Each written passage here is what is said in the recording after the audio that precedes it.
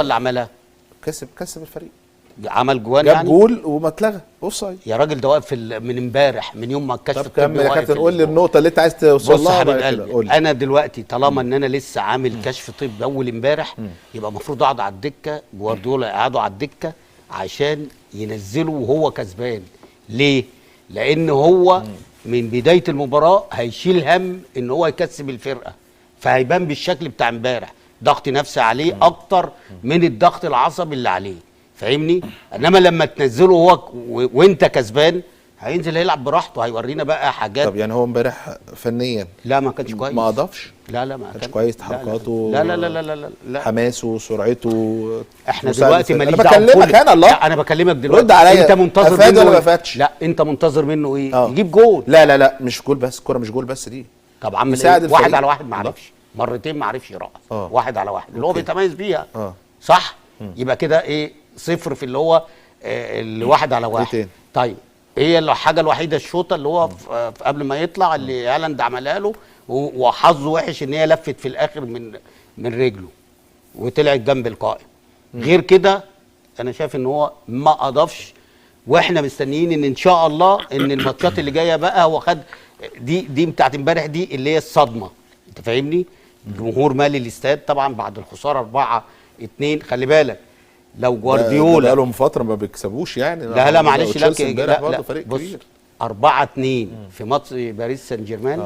واخد بالك؟ هات لي الحضن هو ده كابتن رضا بقى انا كنت لسه اقول لك على انستجرام يعني في يا كابتن موقف بالنسبه لمدرب وخارج اللعيب بتاعه يقول له لا انت كنت هايل لما حضنوه. طب وليه ما اهو ده يعني انت سمعته بيقول له ايه؟ مثلك الاعلى. طب ممكن اسمع بس، ما انا باخده برضه عشان على الانستجرام بتاعه جوارديولا.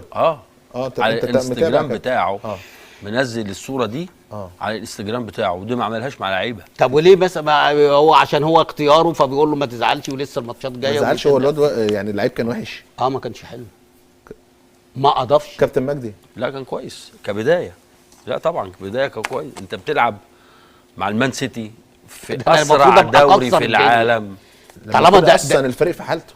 ايه الفريق مش في حالته. لا ليه؟ ده امبارح كل كره بيعملها له، كل كره بيتعمل من على اليمين والشمال ويتروح. هو حظه امبارح فيها تحركات اتحركها كتير جدا في منتهى التميز، ان ما فيش حد اداله الكوره في المكان اللي لازم كان يروح فيه. ما كان بيلعب في الاوفسايد يا حظه. لا لو اتعملت له مظبوط، لو بادئ معاه الماتش من اوله. طبعا ثلاث كور اوفسايد اللي جابها جول، واللي دخل في قلب الجول، واللي هو غير الاوفسايد في مواقف ثانيه اتحرك فيها صح ما اتعملتلوش الكوره اصلا، مش كان اوفسايد، ما اتعملتلوش. وبعدين نفس عارف ليه؟ لان اللي معاه الكوره ما كانش بيلعب مظبوط. انت عارف ليه؟ نظام الفريق مختلف. انت عارف ليه؟ الفريق اللي كان فيه فمحتاجه. نص الملعب ما كانش بيلعب فيه دي بروين وهو موجود. لو دي بروين موجود وبيلعب مرموش كان الانتاج بتاعه هيبقى اكتر. كابتن ده برايك في اداؤه امبارح؟ ما انت بتسال على مشاركته في اول مباراه مع السيتي ولا ان هو بيشارك ككل يا فاروق فنيا في الملعب؟ لا هي مشاركته اولا واضح ان جوارديولا متابعه في الدوري الالماني، وراجل جاي نجم من الدوري الالماني وهداف الدوري الالماني، فدي لما بيشاركوا في اول لا مشاركه لا امبارح لا كان تحركاته هايله وعجباني جدا ان هو عنده الثقه واخد على اللعيبه بشكل كبير جدا. مش هقعد بقى اقول لك قعدوا على الدكه عشان يبتدي يشوف وابتدي يبص ويتعلم، لا واضح ان لعيب كبير والراجل عنده ثقه فيه كبيره جدا. ومرموش جاي في الدوري الانجليزي يا فاروق في هالاند ده بيعمل تويته بيقول له ويل دان مرموش بعد الماتش، ده حاجات كلها بيساعدوه لان في انسجام بشكل كبير وهو لعيب كويس. هو بس عدم الاستعجال كمان يا كابتن، يعني مش عايز يعني نفور منه، لا بص ولا غربه. هي واحده بتتكلم انجلش كويس. لا لازم تشغل دماغك الفتره الجايه، انت مش لعيب ناشئ ان انت عاوز تعمل كل حاجه وتكسب. وكمان انت قلت حاجه كويسه يا فاروق، ان انت الاداء بتاع ليفربول والنتائج الفتره اللي فاتت ما كانش احسن حاجه. فالراجل مانشستر سيتي ما كانش الفريق، انا بقول لك الفريق ما كانش احسن حاجه. بسك لك على واحده اهو. لا انا بقول لك الفريق ما كانش احسن حاجه في المستوى. الليفر بيلعب فيه صلاح، لكن انت امبارح تألق وتكسب امبارح، لا ودي حاجه كويسه تحسب لمرموش طبعا. ان شاء الله كابتن يرضى كده عن كابتن رضا يرضى عن مرموش. هو هيرضى عنه. هو كان الجول بس كان اتحسب كان الدنيا خلاص. طبعا كسبنا الرهان معاك.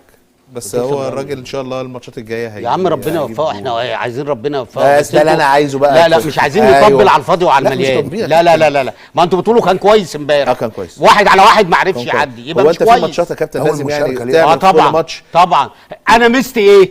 وفي طلبه ميزته ايه؟ وابو الدهب ميزته، كل واحد له ميزه. تمام. واخد بال حضرتك؟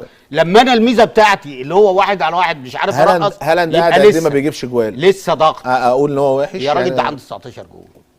ماشي كابتن، ما هو برضه في ماتشات ما بيجيبش. لا بيجيب بس فرقته ما بيجيبش في الدوري الانجليزي، فرقته اللي وحشه. هو بيجيب بس يعني فرقته دلوقتي بقى فرقه وحشه ومرموش. ده اول مشاركه محتاج شويه يا عم ماشي. انا كان نفسي ينزل وهو الفرقه كسبانه عشان ما يبقاش عليه ضغط ان انا لازم اكسب الفرقه. انت فاهمني يا ساعات لعيب يا كابتن بيحب تحمل مسؤوليه، والحقيقه المكسب لما يجي وهو مرموش جوه هيديله دفعه معنويه كبيره كمان، ان انا سبب من اسباب ان الفريق يعود مره اخرى لا سبب لما اعمل جون او اجيب جون يبقى انا سبب. انما طالما ما فيش شك ان بدايته للماتش كان فيها ريسك كبير جدا.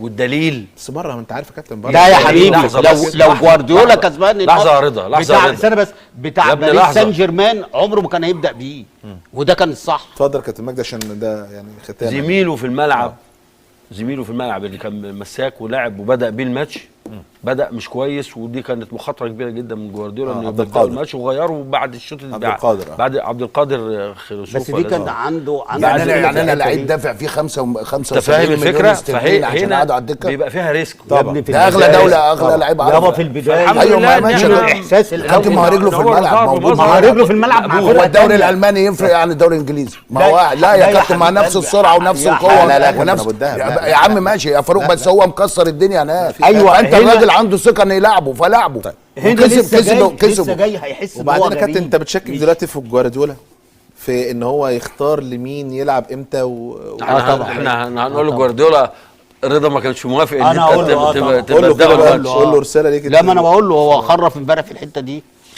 بما يرضي ربنا، لان كده هي قلت لكم سلاح ذو حدين. وانا كسبان لما انا هنزله. جوارديولا انا ما عندوش فكره عالي في ان هو يلعب لعيب في عشان خسران 4-2 الماتش اللي فات والجمهور هيجي عليه.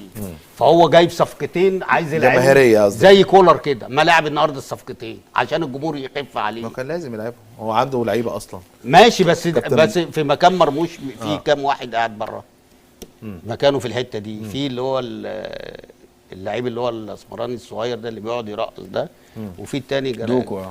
اسمه ايه؟ دوكو. هو ده دوكو ولا انت بتقول عليه ولا ايه؟ طيب وقت انتهى. اشكرك يا كابتن رضا، نورت شرفت. بس ده ما يمنعش ان شاء الله باذن الله ندعي له ونصبر عليه وما نحطوش في مقارنه. اشكرك كابتن رضا. كابتن ابو الدهب اشكرك كابتن مجدي. شكرا فاروق. نورت شرفت. حقيقه اتفرجنا على ماتش حقيقه من وجهه نظرنا احنا كلنا ان هو جميل بالنسبه للاهلي وبيراميدز من خلال النتيجه، كمان 4 أهداف في هذا اللقاء. وبالتالي طبعا ده الاسبوع العاشر بكره مع حضراتكم في اليوم الثاني بالنسبه للدوري الممتاز ووجود مباراه الزمالك والجونه. هنكون متابعين مع حضراتكم ان شاء الله بالليل كل التفاصيل بهذه المباريات ان شاء الله. تصبحوا على خير.